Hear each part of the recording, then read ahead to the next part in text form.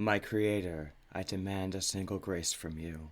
If you are not to award me love, then I will indulge in my rage. This is Rebooty of In the Beast, a podcast in two parts. I'm Matt Molinaro.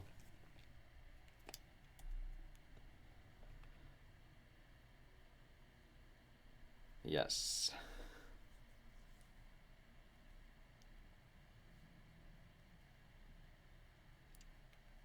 The Frankenstein-iverse. No Frankenfrog, unfortunately. Sorry if you were looking for that, but no Frankenweenie, just this final Frankenstein. And I guess not in two parts this time. Obviously, we had a long arc here, which I'm. It was a ride, and I'm excited to be moving on to something else next time.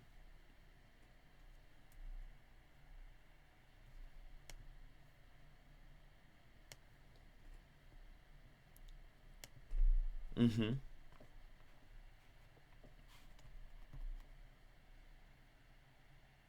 Exactly. I'm with you on that one. So, you know, but here we are. I mean, this was the whole, I think, inspiration really to do this was that this brand new one was coming out.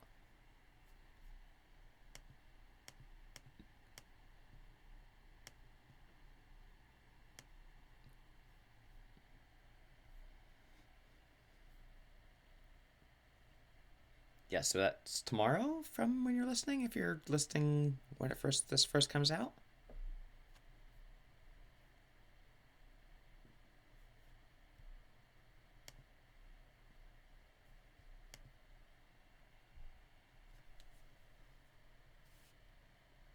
Yeah, that's a good point. Spoiler alert. And if you want a companion, I mean, this is the perfect time to listen to it if you want to know what to expect for when it comes out on Netflix, if you haven't already been able to see it in theaters.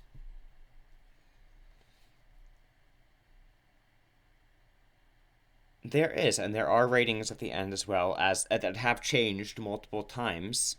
Not drastically, but they've been I've been tracking them to see if they would change, and they have changed a couple times. So everything will be as of November 2nd, 2025, when you get these ratings at the end. But yes, I have a little summary. And before I do that, did you watch any trailers for this beforehand or have anything expectations?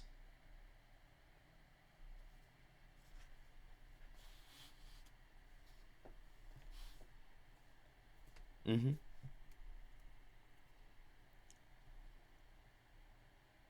Same. I saw a few teaser things, and they did a good job about making them very like splashy and not a big deal. But yeah, I didn't know what to expect either. Um, and my last question is: did you see any previews when you went to go see this, and did you happen to see the Bride trailer?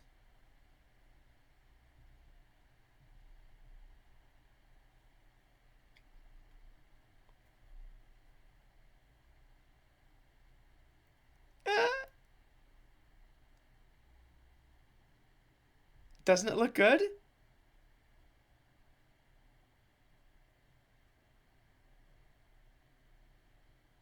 Yes, I'm very intrigued. Well, we'll see. Okay, now we can dive in. I've gotten my interrogation out of the way, as you call it. You ready for the summary? Okay. A brilliant but egotistical scientist brings a creature to life in a monstrous experiment that ultimately leads to the undoing of both the creator and his tragic creation.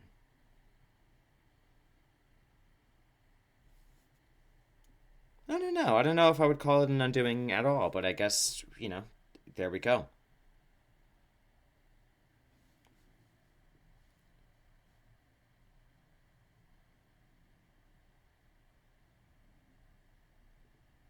Hey, listen, we're at the beginning of the episode here.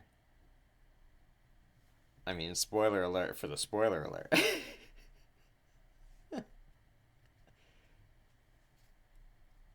I agree. Yeah, I don't think undoing at all. But yeah, I agree. It's a journey. Let's go on her journey. I'll say going into this movie theater, I brought my little notebook, and I mentioned this to you before, but I did run out of ink, quite literally.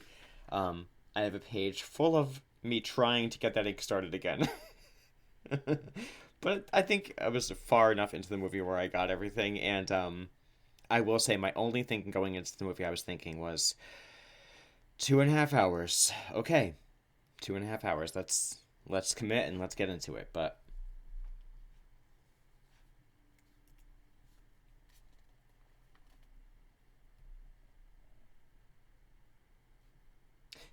same.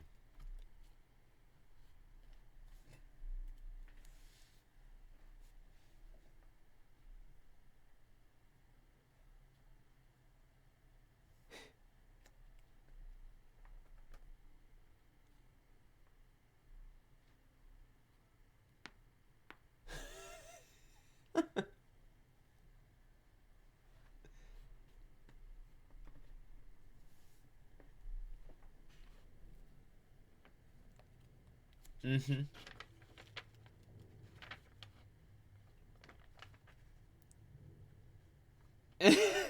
I've gotten a lot better, but there are some pages where I'm just going and like crisscrosses over the same words over and over again. So, yeah, let's see how this goes. I totally agree. Just take this and bring it to any true crime investigation discovery show.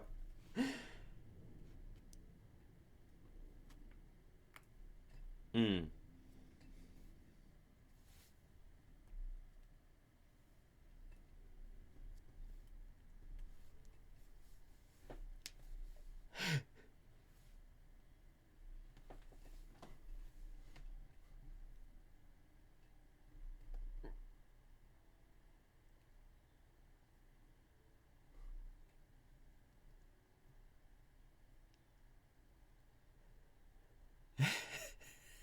You're like, not at all. Side note, would you like to try this new raspberry tart I just prepared? Yes, we're transported back to 1857 pretty immediately.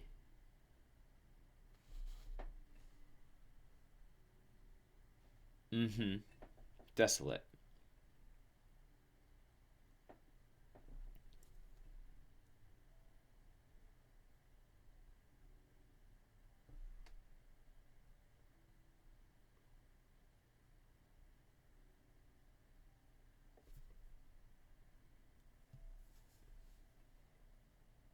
I mean, I feel like I got that by the time when we started in the north again. I was like, okay, this is like, again, we're starting in the frozen tundra, like some of the older Frankensteins that we've watched, and we did get that in the one you just mentioned, and that was supposed to be the one that was most accurate to the original book. So I was like, okay, maybe this is going to be similar to that, but story wise, but hopefully better execution wise.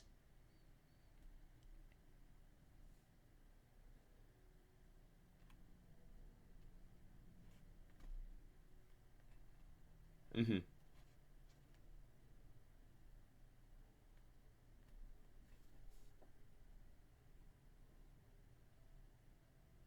I think so too. And I did read a piece of trivia that Guillermo del Toro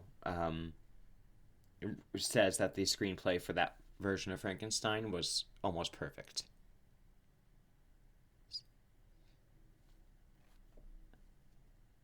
Agreed. Agreed. So obviously he loved it. So he stayed with a similar arc. And I was wondering if I would appreciate the frozen landscape and the captain narrative in this one more than the previous one, which felt like I didn't get it at all.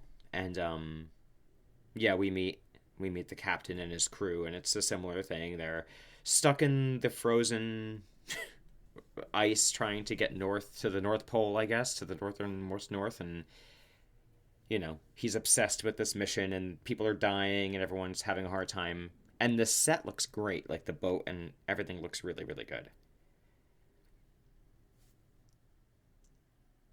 Mm-hmm. The costuming already was great, and that will continue on. I probably will say it a million times, but everything just felt very correct and like it really told a story. And who is this? Lars Mikkelsen, right? Was the captain? He was great.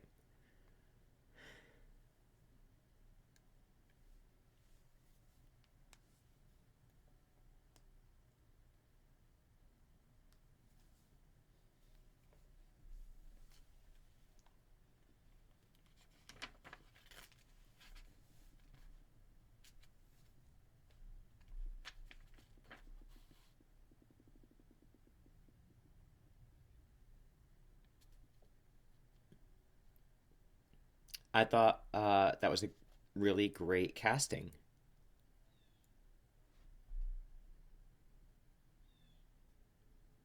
Yeah, and from the beginning, I was like, oh, I didn't actually know who played Frankenstein. I couldn't remember until it started, and I was like, oh, that's a great casting already, and throughout, I mean, really great. So,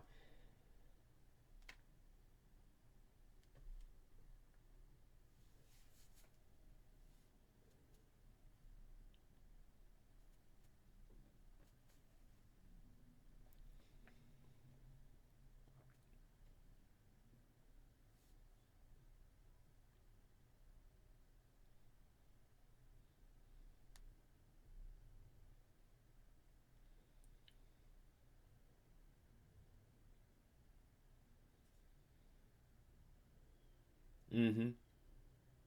Me too, and I loved the voice and the presence of Frankenstein being this big, broad figure, like blowing like a grim reapery sort of like a drag car, like a it gave me like a dark spawn kind of creaturey thing rather than this like walking slowly, lumbering towards you. You know what I mean?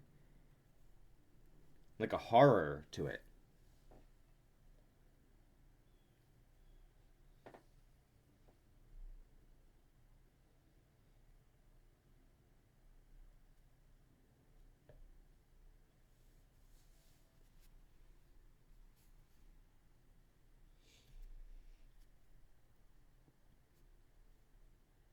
Yeah, yeah, and it felt more like a instead of being a quote unquote monster, it was human enough in figure two to really convey that it was close to human. So it was really cool, and the voice they gave him, that roar, was great. You know, oof. I was like, wow, these people are really willing to give up a lot for this guy, this stranger, in the ice. That's the one thing I would like. See ya.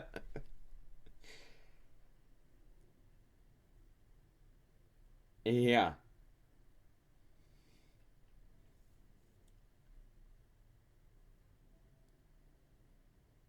And the boat is a massive ship, by the way. This is not like a little tugboat. This is like a, Virgin Cruise Line. That was crazy.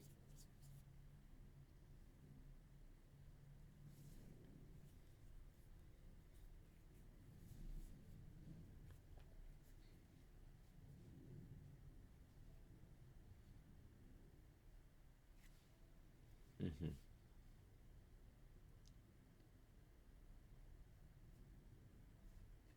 Yeah. And they say to Victor Frankenstein, "What devil made him?" And he says, "I did."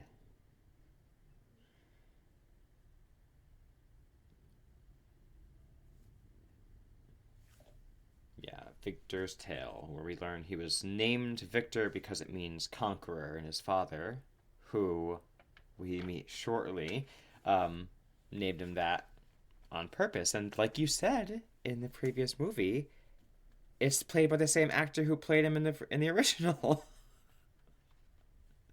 I was like, oh my god, it's so cool. I love that that happened, even though it's for such a short time. I love that redemption. I say.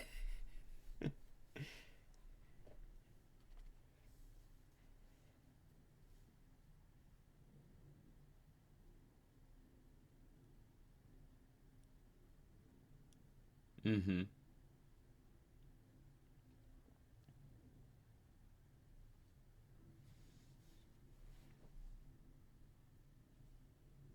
I didn't realize that until afterwards either. I had to look back. I was like, oh, okay, because I was like, oh, who played her?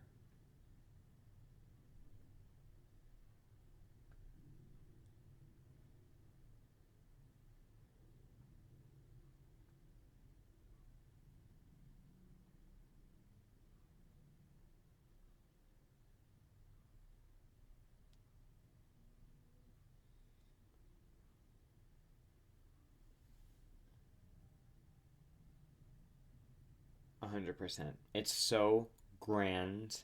The the setting is so grand, and they are and even with these, and it's so opulent, and so all the gold scroll work and everything, it's so garish and over the top, and then they are also somberly dressed, the all the red, and like all the women are in these like long veils, very very dramatic, like singular color, and it's so even though they're in such grand costumes in this big environment, they look so small, and everything just feels so cold, and it was great. And I read that like basically all the sets were created by hand, which we always say is so much better, and what a big difference it made.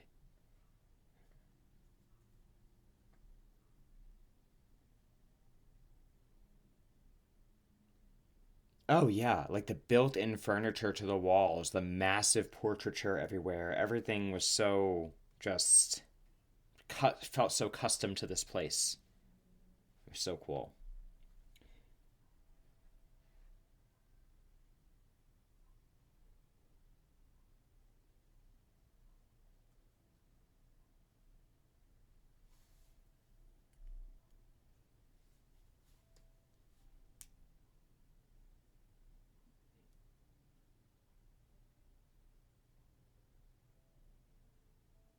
Yeah, the bloody bread she eats, and the red stains when they use blood as a stain is so striking.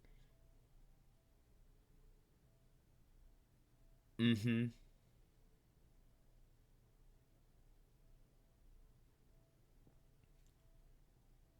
Yes.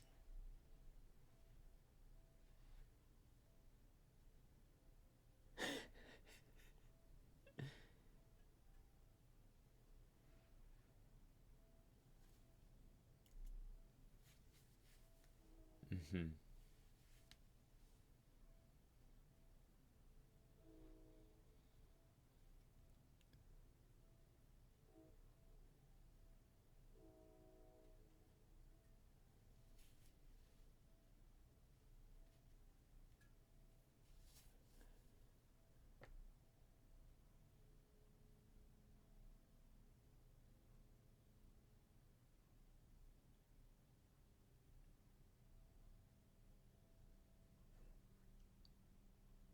Mm-hmm.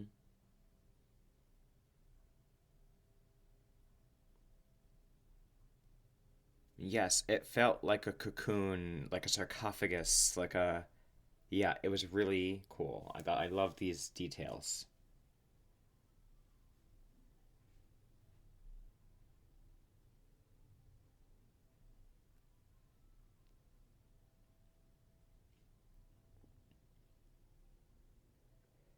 Yeah, and I honestly was gonna say later on, but I'll mention it now because I thinking now I think it matches up. But Mia Goth's character later on, when she's Elizabeth, has this like obsession with bugs and symmetry, and I feel like that's sort of like part of that as well, like that natural spiritual world. And I don't know if you noticed, but like in a lot of her costuming later, there's very like moth like elements, like patterns that look like they'd be on a moth, very symmetrical patterns on the veils and the way they like stick out like tendrils. And I feel like moths are usually a symbol of transformation and like the link between the afterlife and like life. And I feel like a lot of those things are present throughout, like that kind of bug cocoon transformation, life and death through both. I was thinking mainly Elizabeth, but obviously as his mom too.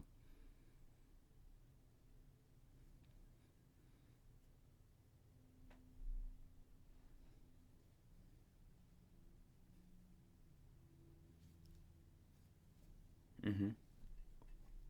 Oh.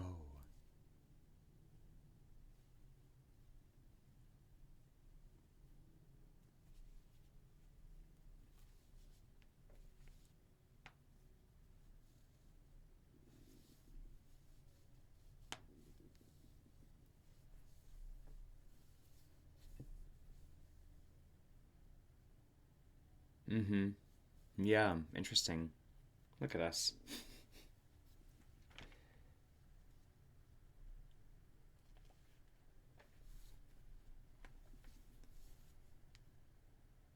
Oh yes. Yeah, he was great, and he was in it for a while. He played a really good, like he played the character really well, showing like the in a brief time, but showing that sort of transformation from like under his dad's thumb to like kind of adapting his dad's sort of like idea of what power is, like understanding, like realizing falsely that power means power over, like getting that from his dad. You see where he learns it, even with that cane across the face. I feel like that was like the moment he kind of like is like, oh, I'm going to be just like you.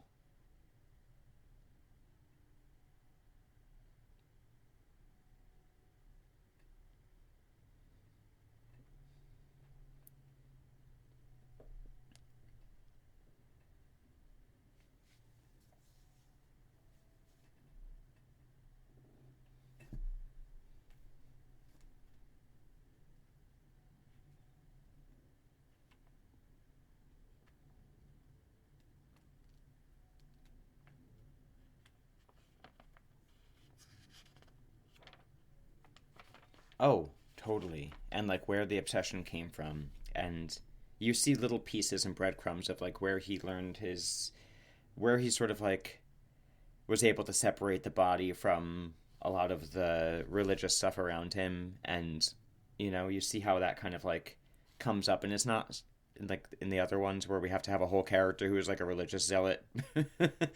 In this one, you just see where it comes from, the slow sort of the slow sort of transition. It makes way more sense.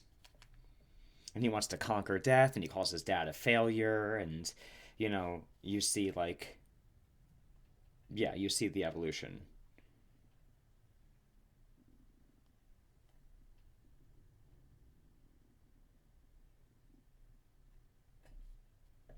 William.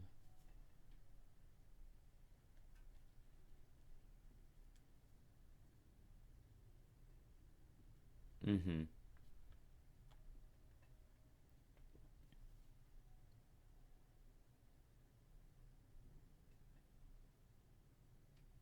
William.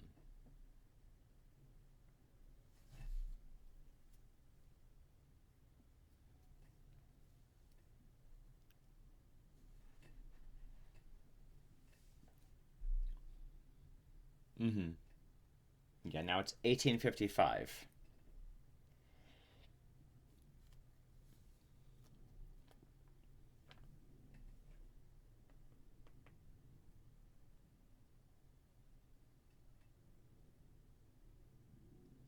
Yeah, I guess they've caught wind of what he's been working on, which he's about to show them anyway. They want to like, see what it's all about. I love the three people in those big powdered wigs. I love when they do this kind of thing.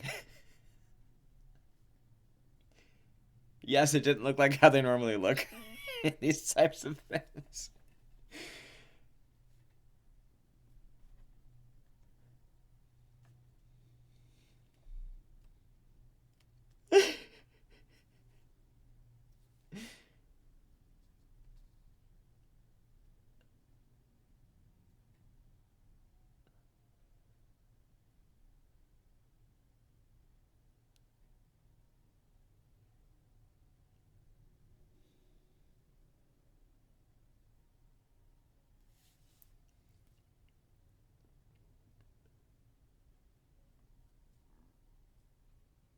Oh, I agree with you on some of the things that were hard to watch, and I think for I guess the right reasons. But this one was I thought this was really cool, and it looked way more, even though it was like a part of a face and eyeballs and a spinal column.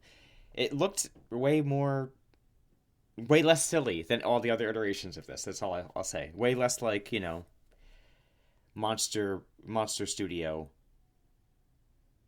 101. Yeah, that's why I'm thinking the other stuff that was disturbing was for the right reasons because it was so realistic.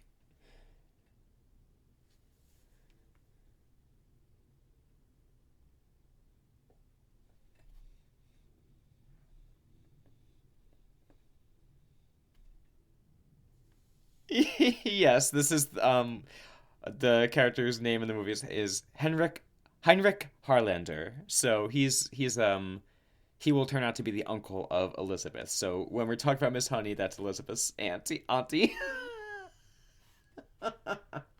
Yes, he's a very fancy little mustachioed man, Monopoly guy. Very fancy. Mm-hmm.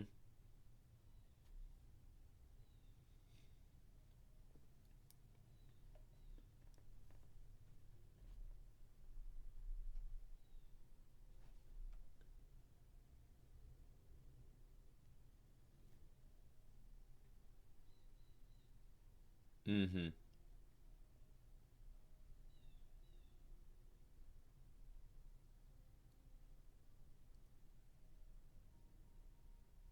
Well, I think a lot of these relationships are always shrouded in a homoeroticism that covered a lot of a lot of bases at the time. Made the sort of like mysterious relationships of coworkers and roommates and best friends, and I definitely think there's a vibe to that for sure, an unspoken thing.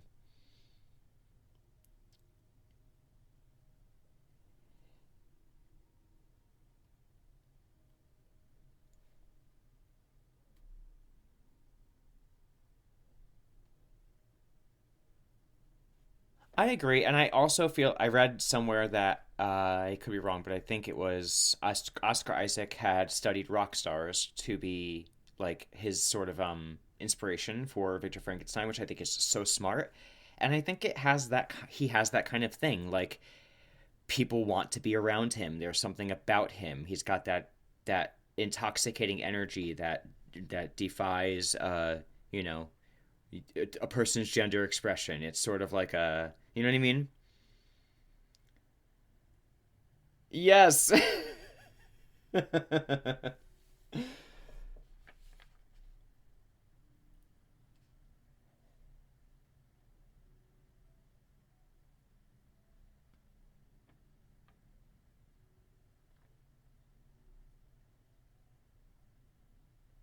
Really? I didn't notice that. That must be a symbol for something.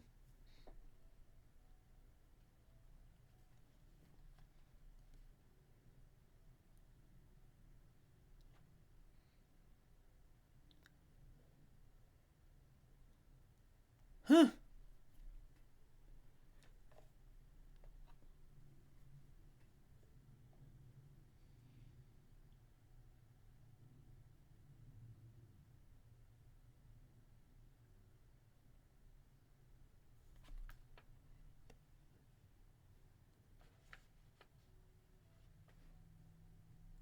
Yeah, it must be like the first time someone's been able to get this mapped out.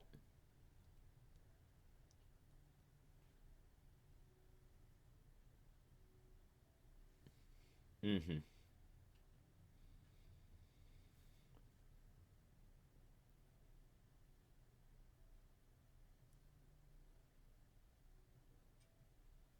Yes. With those feathery, that feathery headpiece that crowns her head like a wreath, like a Greek wreath of ivy or whatever those greens are. I loved her costuming. I loved her whole vibe. Yes, I'm telling you, there was definitely a bug that was definitely throughout for her whole character.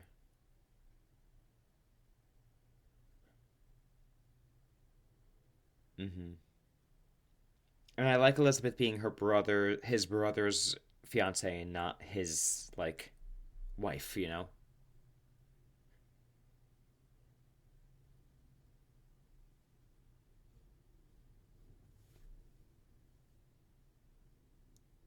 Yeah.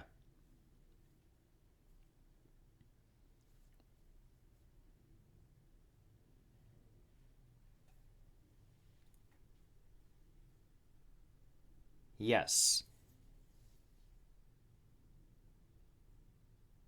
100%. She still had her fascination with the idea of his work and the idea of like progress, but she had a completely other, like a completely depth to her character.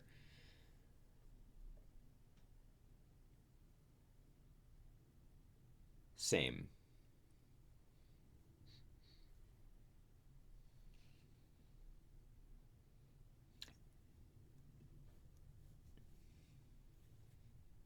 I agree. I was thinking the same exact train of thought.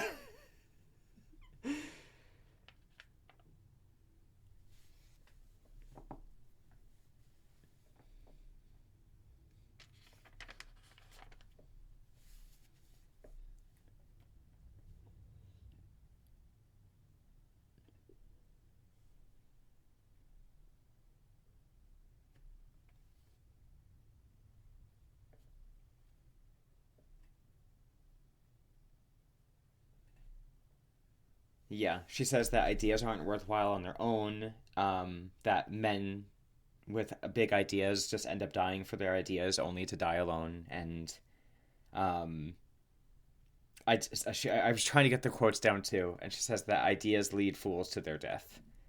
And I wrote, "Okay, girl, get her Jade."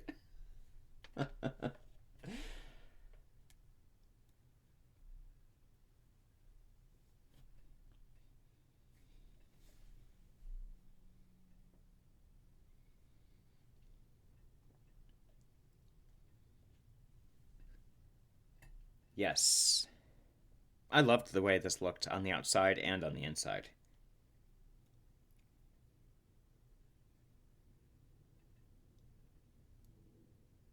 Yes,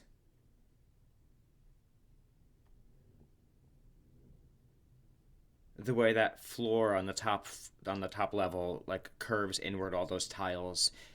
It was just so cool. Everything looked great. It looked old. It looked unique and modern, like nothing I've seen. It was really cool. And you get these like throughout this, we just get random little scenes where they're back on the boat, and he's like, "Don't worry, the guy Frankenstein's under the ice. He's still gone, but we know better. He's Victor's coughing up blood. He's getting uh, consistently worse." And I'll say again, this isn't a criticism of the movie per se, but maybe just the story in general. I think at this point I'd be like, okay, it's time to just ditch this guy. He's a stranger. We don't know who he is, but he's got a thing that can move the boat underwater.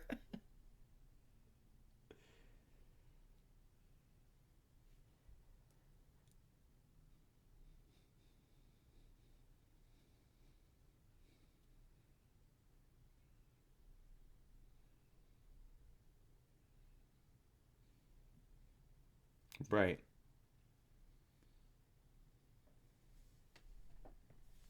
Yeah.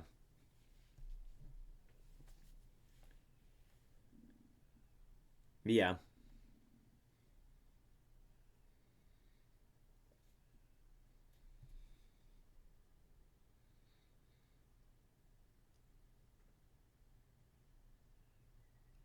Oh.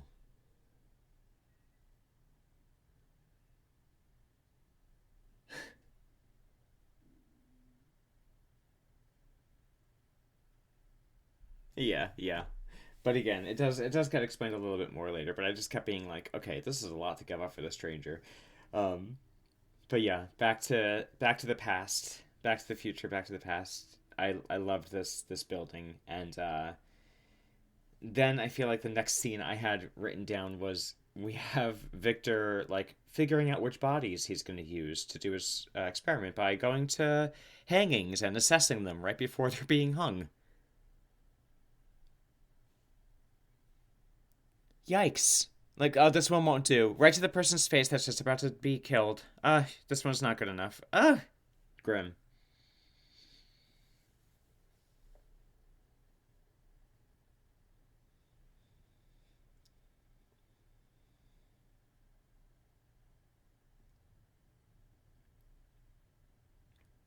Oh, yeah, because he sees her sneaking to a church. He follows her there, and says, "Oh, what she got here to be confessing about?" Because he's so captivated by this person who gives her a hard time, finding him a hard time.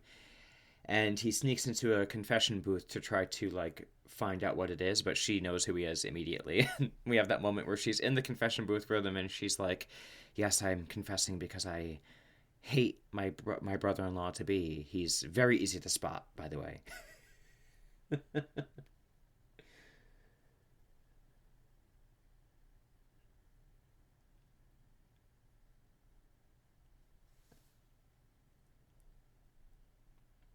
Ah!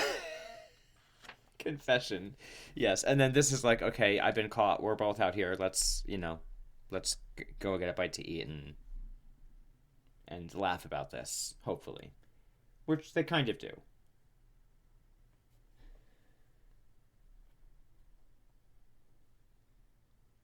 Oh, right, because she's got the book she was buying. Because he was shopping for bodies, she was shopping for books.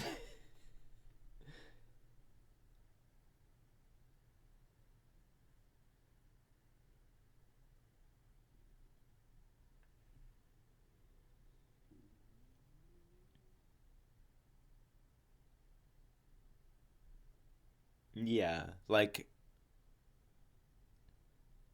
no, she's sort of like understanding him. Like she's a curious person. She's sort of like understanding his motivations and like trying to figure him out. Who is this person? And he is of course like any man just biding his time.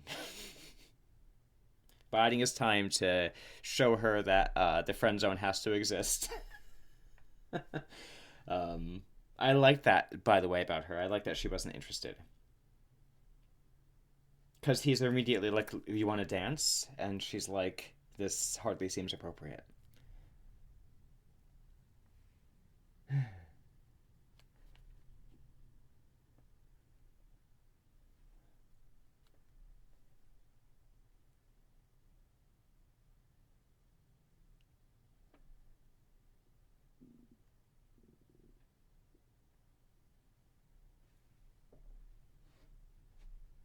Yeah, he's like, "You gotta have this all figured out." I think he's also catching wise that he's trying to like encroach upon his niece's happiness too, and he's not really liking that he's being so distracted and not doing what he's supposed to be doing. So he's like, "It's time," and so I think he just starts to kick it into high gear.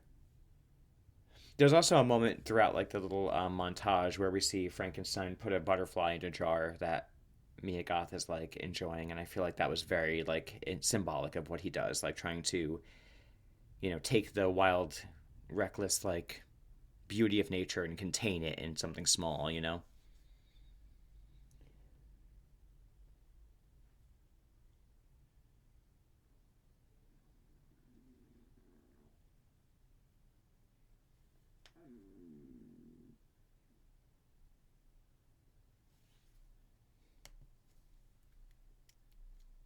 Mm-hmm.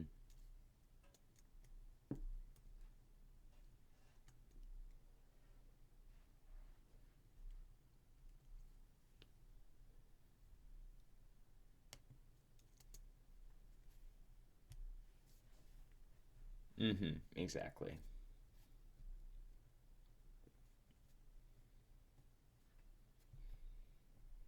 Exactly.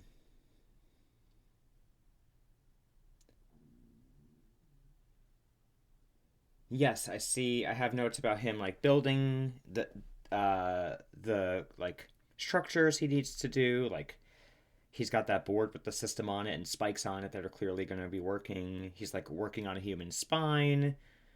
Um, let's see. What else do I have here? We have a moment where he says for the first time he's interested more in life and less in death, or is that her?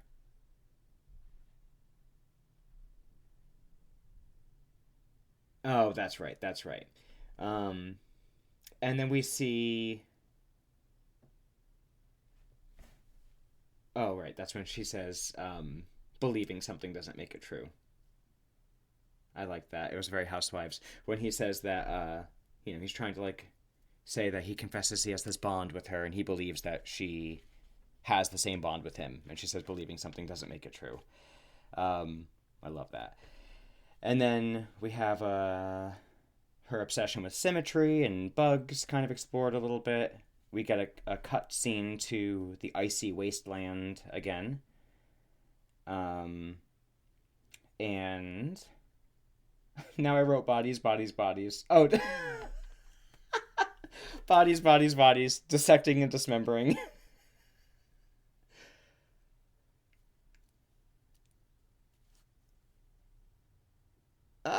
Oh my god, yeah, that's kind of it. I wrote bodies, bodies, bodies. LOL. Dissecting and dismembering. I wrote that the building of like what he's doing with the bodies looks really good. I thought that the physical effects of this were really well done, and sometimes hard to watch, like you said, because it looked very real. Like, have you ever seen? I don't know how many people have seen, but I took a film class back in the day where part of watching it was watching this real video of autopsies taking place. Very grim, but it was like silent like artsy film, but it was real autopsies taking place, and you saw the things happening, and it was supposed to show sort of like the coldness of it versus like a different kind of video. Anyway, it was really hard to watch that because you see like bodies being treated like objects, and that's what this felt like. It felt very like that vibe. It was really cool looking but difficult to watch. And then we see all the excess body parts discarded, and then I said right here, lightning. He sees the lightning outside and he gets an idea to like, generate that lightning. He starts building a big battery, and then we find out that Miss Honey is sick. Miss Honey comes in while he's, after this little sort of montage of discovery and kicking it into high gear after he's not distracted by Elizabeth anymore. Miss Honey comes in, he's not looking quite as well, and we find out he's sick, and we find out he has got syphilis. And at this time, syphilis is a severe death sentence.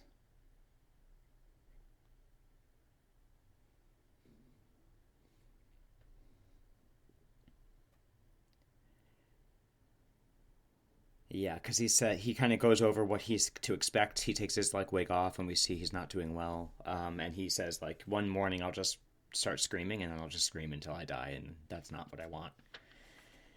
And Victor's like, that's not how this is. That's not what I can do. No.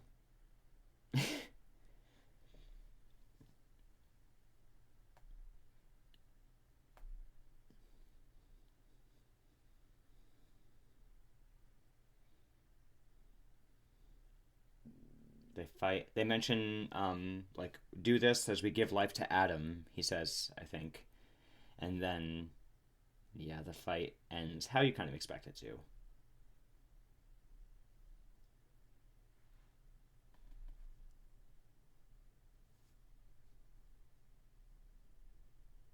Ugh.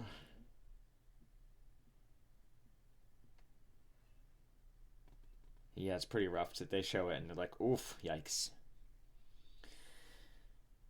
Then Victor's like, show must go on.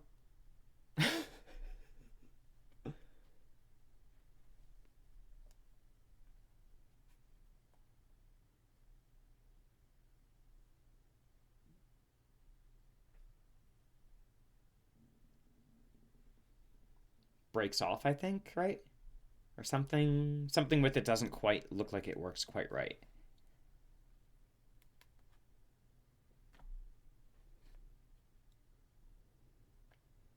And he has that vision of the angel again, and this time he's like, you lied, and it's like this huge fire all around him.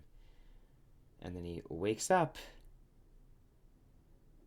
standing before him, and this is the first time we see him standing there in his glory.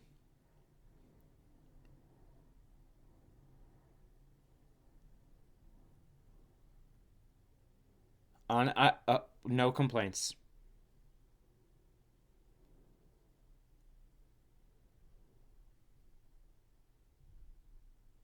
Did you read the trivia about his prosthetic?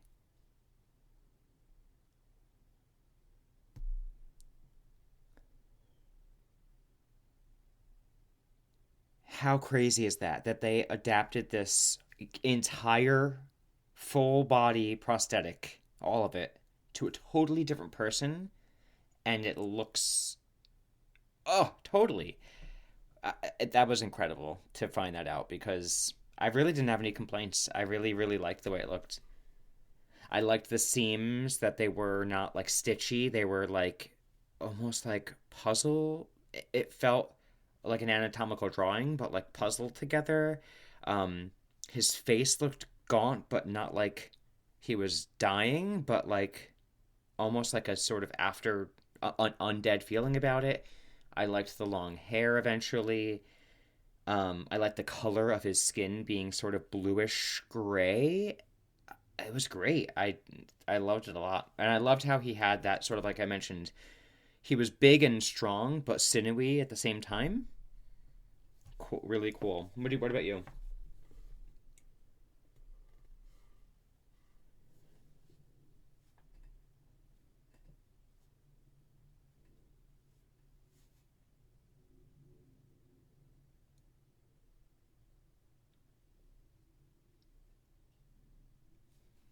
Mm-hmm.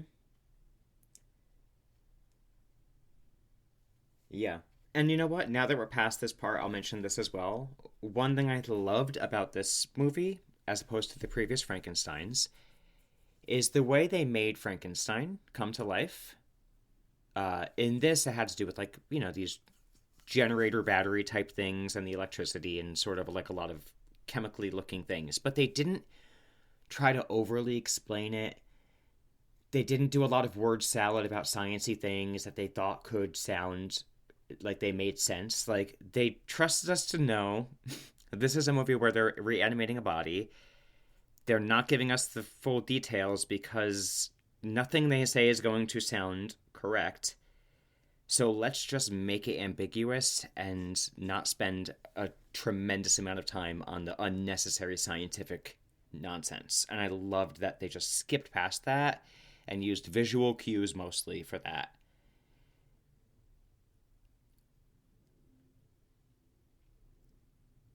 100%. I feel like all the other ones focus way too much on like this nonsensical science part that was so skipped over and so much, and it felt more magical in this one. You know what I mean? It felt more like alchemy involved, not just like the lightning. Um,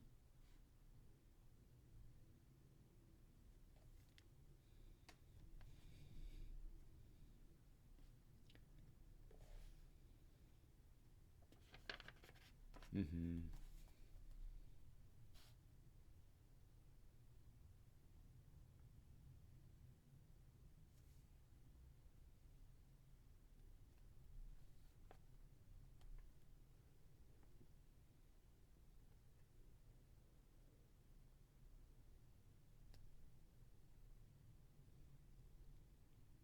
Yeah, less and less human because he's having a hard. He's not seeing the progress he wants to see, and he's disappointed.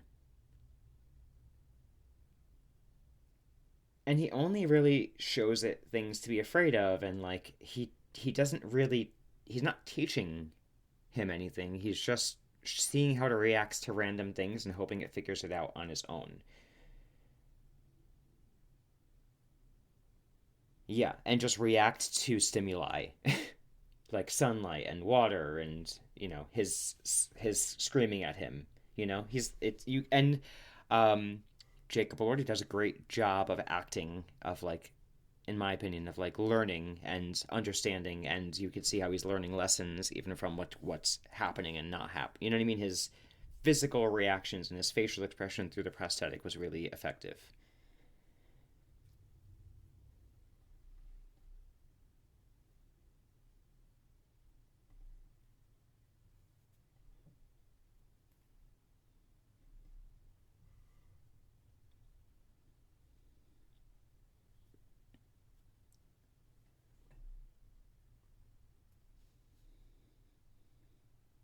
Mm-hmm.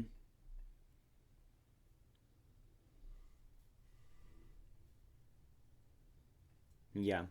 And slowly, he's more and more cruel to him. He calls him stupid. He yells at him. He's got him chained up in the basement in the water from the beginning, wearing like a loincloth of like mummy shroud type stuff. It's terrible. He's abusive to him in the way you see like movies show like abusive parents or to like a child or an animal.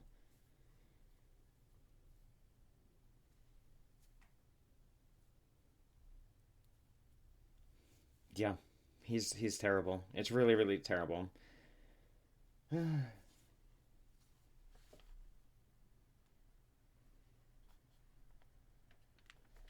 Mm-hmm.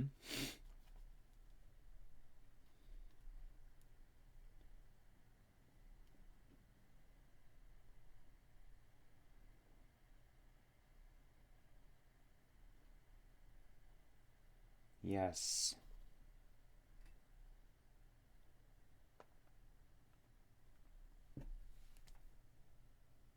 Yeah, she's unsure what it. She's assuming we find out that at this point that this is someone who's been hurt, really badly hurt in some sort of accident and is being rehabilitated in some way. And she sees the humanity in him immediately and like appeals to that immediately. And she approaches him with caution, but with like fascination, not like a at like a uh, an oddity, but at someone she wants to understand.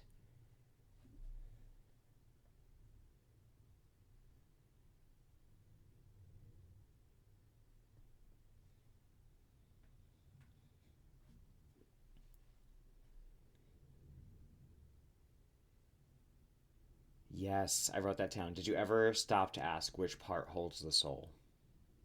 Because he tells him he explains what he's done um, when he's confronted, and he's like, "Oh yeah, that it's amazing," and you could see that Victor is jealous of Elizabeth's fascination with Adam for no other name right now, and she asks if he's intelligent. He's like, "No, no, no, he can't even say any other words," and yeah, I think it's Mia Goth who says, "Did you ever stop to think which part holds the soul?" Oh,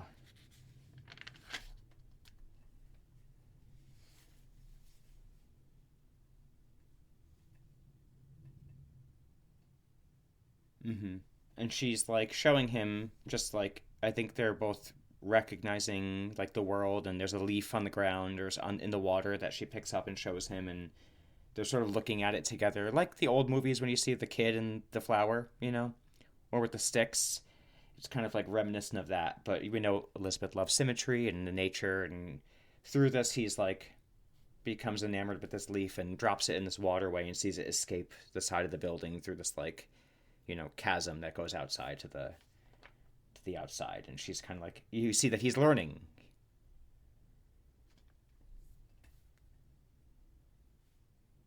Uh-huh, nice. Monster, he's the monster, I mean, obviously, but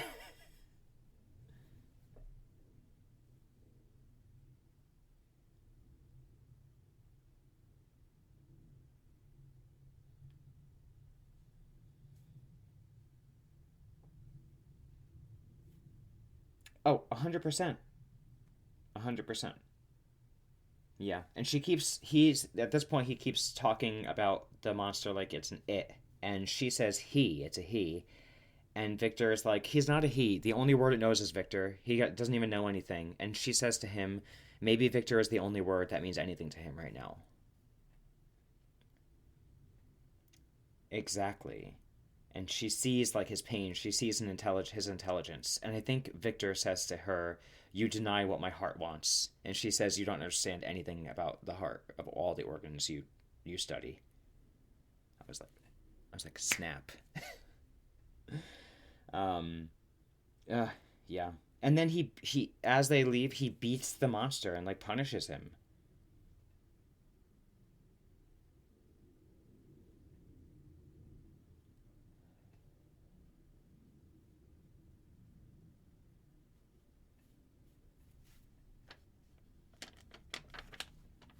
Oh, me neither. He must have just been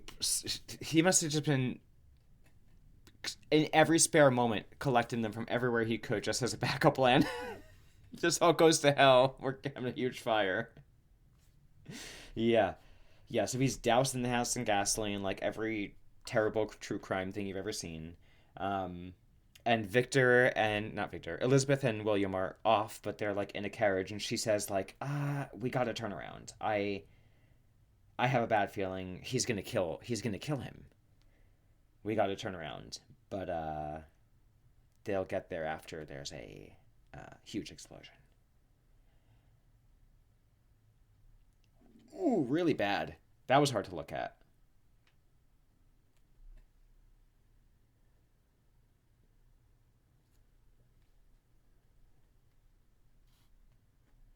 Oh yeah, because he's burst onto the ship now. He's not killing anymore. He's just getting in there now. He's in the cabin with just the three of them. Just the three of them. And then we get, yes, part two, the creature's tale.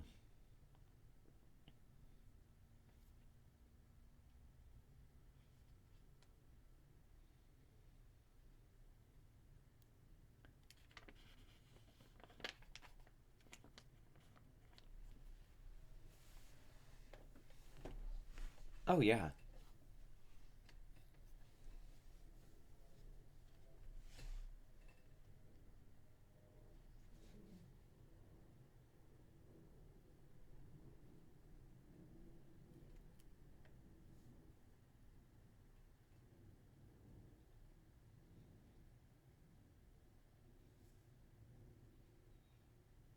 Yeah, and it felt natural. The progression of his understanding and putting all this together felt natural, and his strength growing and him realizing his own strength slowly really felt all natural too. Thought it was great. Seeing him escape, I knew that was coming as soon as we saw the leaf escape earlier, but I was like, thank God he's got a way out. Because I immediately was way more compassionate towards him. They show his humanity so much more. Almost like, like I said, when you see like a child or an animal being hurt in a movie or show. Um, and then we see him escape. He wakes up and we see him like kind of wander and learn from animals how to eat like vegetation and identify things that you need to eat. And really, I loved that. And how he came upon, then he comes upon some hunters and starts to realize humanity. Uh, Me neither. That's one of the moments. I had to remind myself, not a real deer, not a real deer. But yeah, then he runs away, and we hear through Jacob's narration, like I could feel the wounds after he gets out of like sight after being shot. He could feel the wounds like healing and like kind of coming back to. Ooh, I thought that was really. I liked hearing his take on it. Um, and he starts to talk about feelings and ideas, and that he's starting to learn out in the world and like how it's dangerous. And then he comes upon the cottage, which I thought looked really good. I was like, this looks like a desolate cottage out of nowhere, and then this is where we sort of get the creature of the forest storyline that we see in the previous ones that I feel like was fine, but in this iteration it felt way more effective.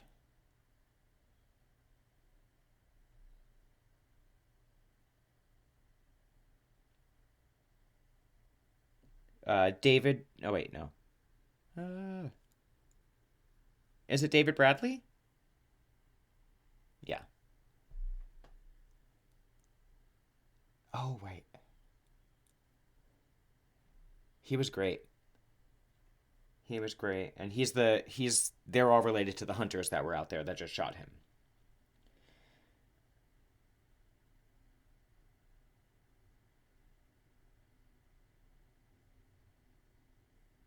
Yeah, I liked that because it felt like he really was learning language in a real way. Like it made sense the way they showed him like watching the little girl learn her lessons and like learning at the same time.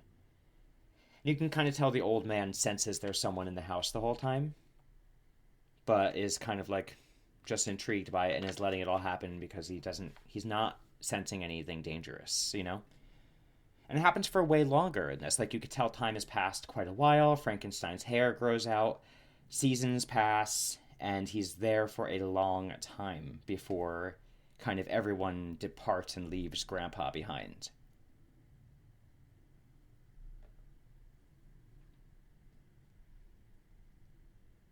No, no.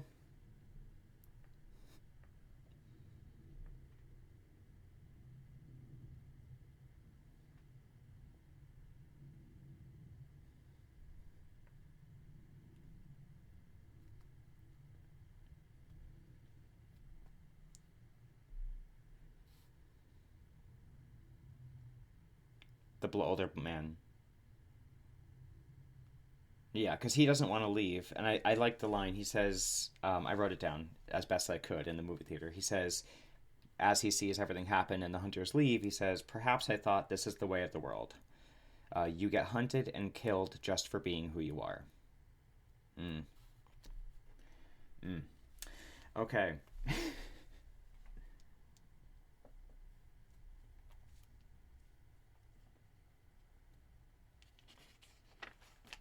Mm-hmm.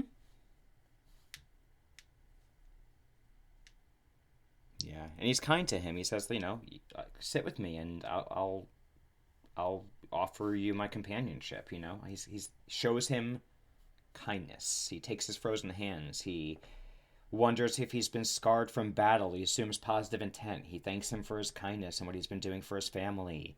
He he feeds him. He pats him on the head in a kind way, and you could see like Jacob Elordi kind of recoil at first, but understand that this is it's okay to be touched by a human being again. It was really beautiful. And the whole time I'm thinking, I know how this ends, and I'm very upset watching this be such a beautiful moment because I've seen this movie.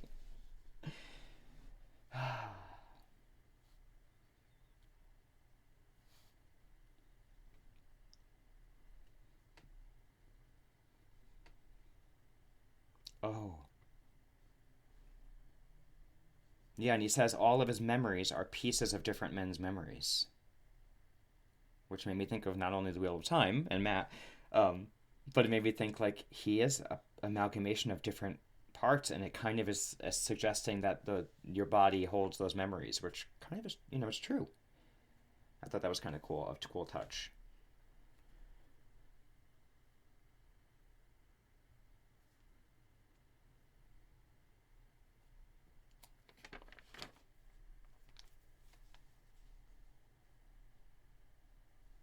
Uh,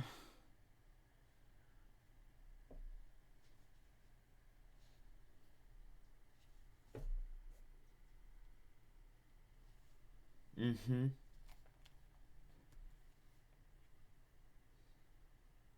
It was really cool. Ah, my gosh, it was very impactful. And then we see him go home, like to where he believes his new home is, to be back with his companion, only to see that wolves are all around the house now.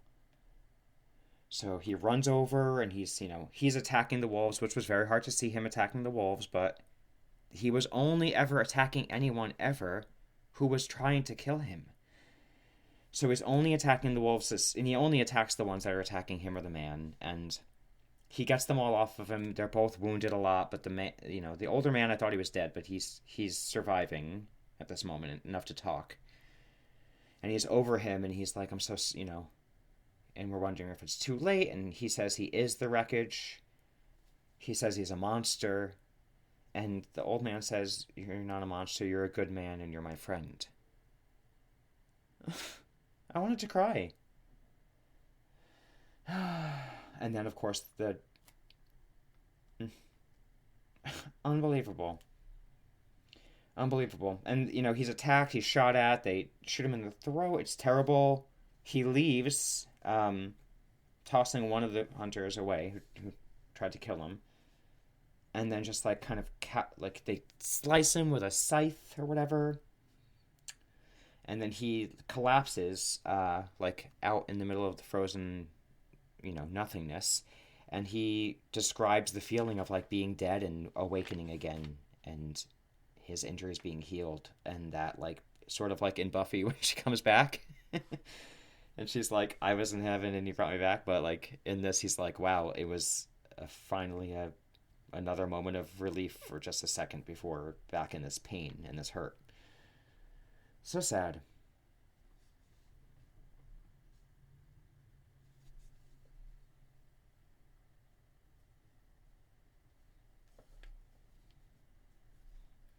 Hmm.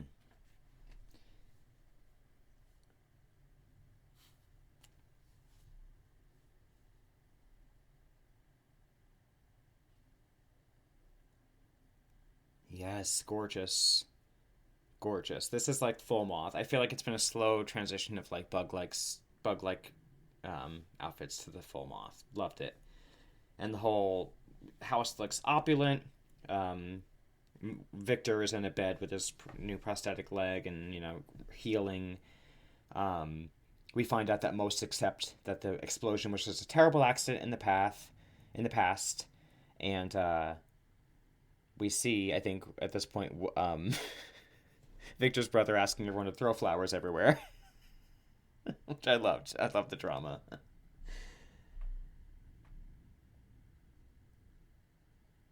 I think we immediately get at the monster there, right?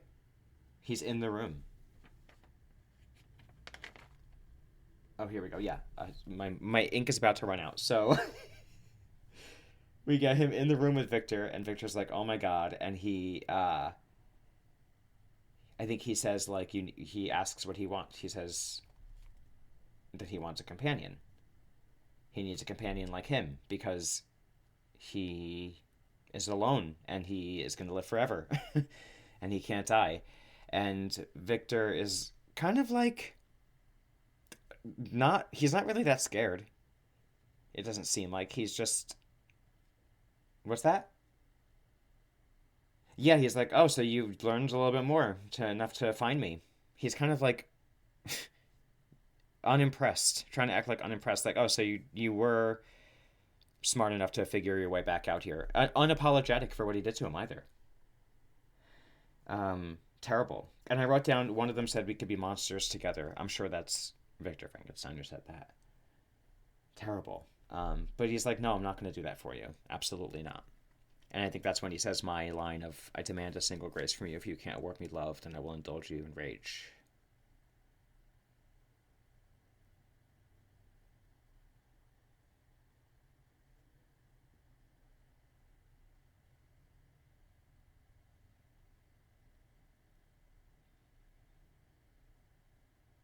Mm-hmm.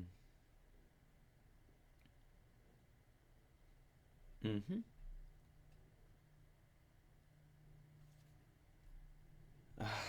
She jumps in. Well, she jumps in front of him. She saves him. She willingly allows it to happen. And we found out, like in the scene right before this, that she kept the leaf. She kept the leaf in like a little memory case.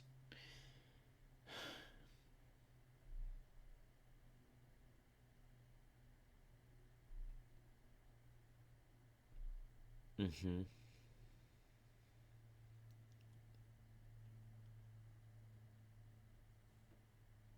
Yeah. Yeah. And I think the creature carries Mia Goth carries Elizabeth out. Where does he bring her? Out into the like a cave or yeah.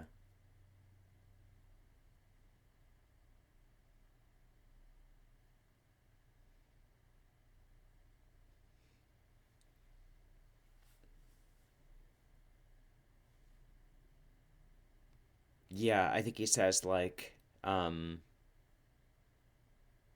gonna be your master. No, no, yeah, he just chases after him because I think he's basically lost everything, and now he knows that his creation, quote unquote, is like dangerous. So his mission now is to take him out. He thinks, right, to figure out how to stop him, and he is like, chase me, go ahead, because now he's like, you won't give me what I want, and now I'm gonna basically show you. And we see like a long, not a long, but like we see time has passed because we see Victor's got like a beard now, and he's like out in the middle of this like, I don't know, random stopping point for people where he's like he's buying weapons and dynamite and all this kind of stuff, preparing to try to like really take out Frankenstein or no, the creature.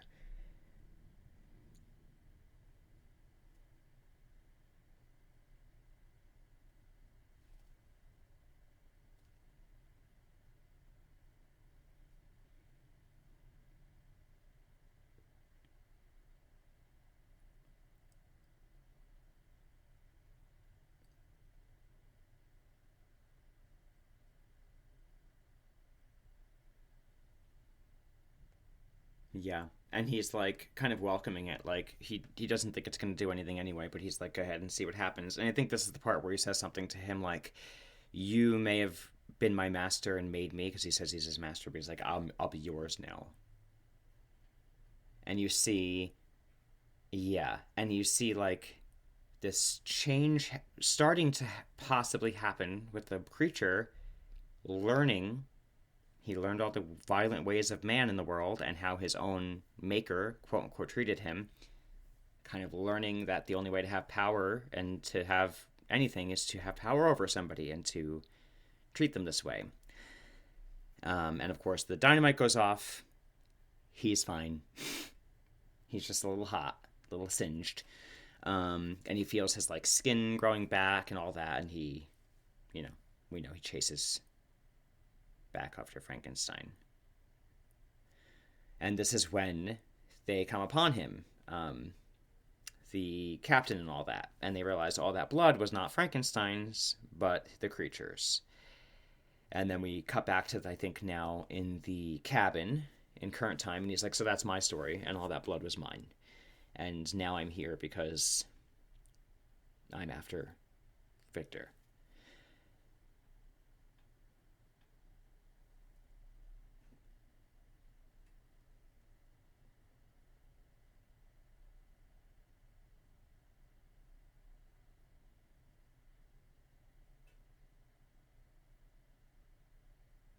Yeah. And at some point in the movie, earlier on, he says it, and it's so true. He said, I created you, and I thought so much about the creation, I never considered about actually caring for you and what would happen afterwards.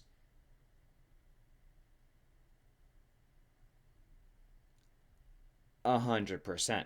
100%. And then he gets it now on his, deathbed, basically lying there, and he says, you know, and you wonder what is going to happen, and you see in the creature's face, it's he needed that. He wanted that. It's like something he never expected. And now he's no longer consumed with this I'm going to be your master power over you. He's getting understanding from his creator, quote unquote. It was a really powerful moment, I feel like. And I think he says something like, if you have to, he's dying, Victor's dying, and he said, if you have to live, if you can never die, then you have to, I forgot what the exact quote is, but he says, like, you have to live then. Like, if you can't die, then you have to have the audacity, basically, to, like, really live. And then I think he dies right there.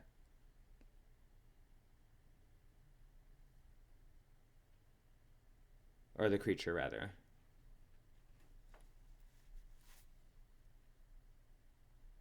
Yeah. And the captain is like, don't harm him, let him go, he's free to go. And then the captain, they're like, where are we headed to? And he says, we're turning around and we're going home.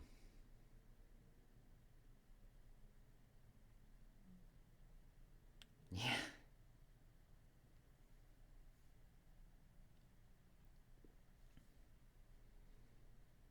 Yeah, and you get a sense of like him sort of being reborn almost. Yes. Wow.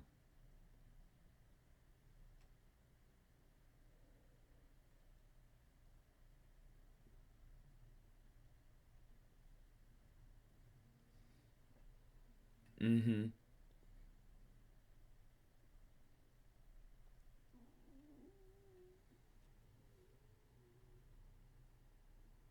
Oh,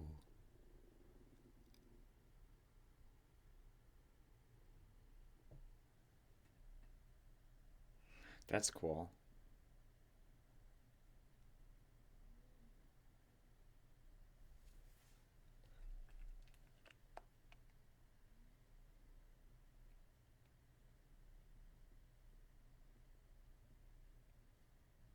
Mm-hmm.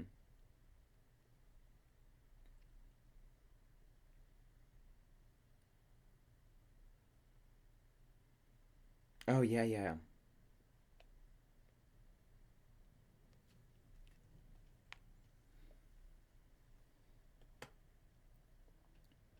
Oh, cool. Yeah, I didn't have too much trivia other than when I said two. The one thing I read that I didn't mention is that a lot of the character design for the monster was inspired by a certain artist. I'm sure I'll mention his name incorrectly or pronounce it incorrectly, but it is. Let's see, I had it written down.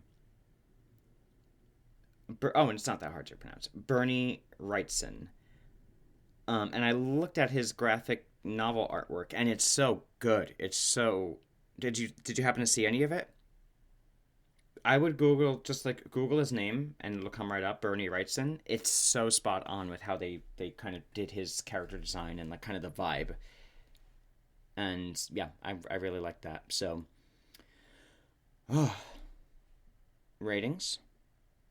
All right, as of yesterday, November 1st, hate daylight savings time.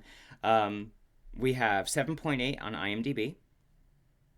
Rotten Tomatoes has a tomato meter of 85% and an audience meter of 95%. What do you think?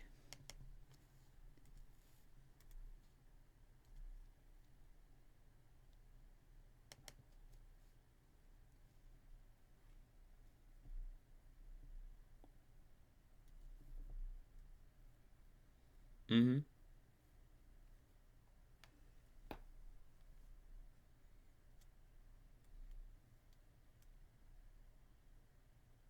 Yeah. I'm gonna agree with you. 9.5. I have very little complaints.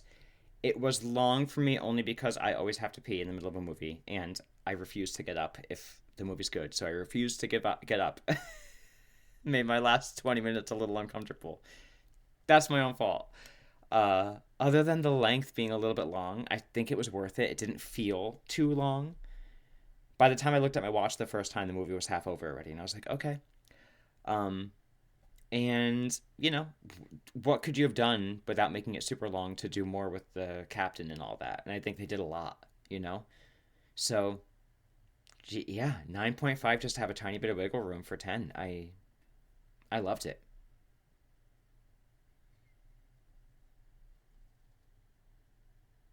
Uh, Same. I was like, okay, I'm kind of over Frankenstein at this point, to be honest, but this was a great way to end it. It was like, okay, they finally got it completely right.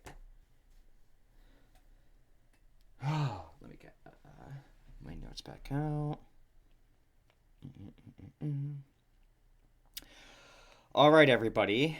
Well, we'll let you know what's coming up next after we have a little chat. But we're out of the Frankenstein verse, so we'll be back into an original piece of media next week. And if you'd like to help us grow in the meantime, the best thing you could do is to rate and review this podcast on whatever platform you're using to listen to us right now.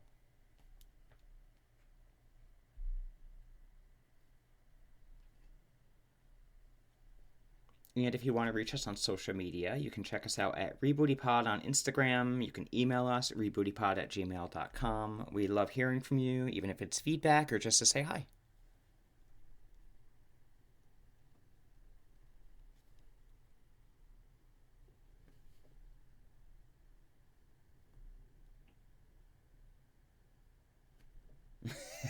And thanks so much for listening to Rebooty and the Beast. Bye.